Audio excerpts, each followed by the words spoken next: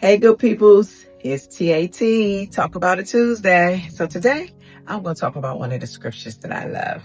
And it is James 1:19 and 20.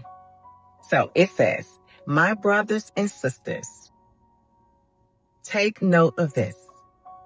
Everyone should be quick to listen, slow to speak, and slow to become angry. Because human anger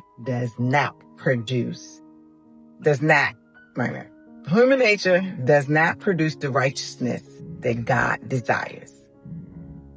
The righteousness that God desires. So that's 119, James 1:19 through 20. And I like this one because when it says be quick to listen, what does listening really mean? To concentrate, to be attentive, pay attention to, focus. So when we are having conversations with people, a lot of times we are so quick to want to boom, boom, boom, say what we think and what we feel or how that made us feel. But do we really take the time to listen and hear what a person is really saying? Because that's a lot of times in the conversation that we do have in the arguments, people don't listen. We don't take off our shoes and put on the other person's shoes to really understand what they're trying to say. We don't concentrate on it, tune into it, focus on it. What do? We ready to say what we have to say. Despite on what they may be talking about. If they say one thing we don't like, oh no, we all ready to come in and say da da da da da da da. But when we be quick to listen, as James 1:19 said, be quick to listen, slow to speak, and slow to become angry.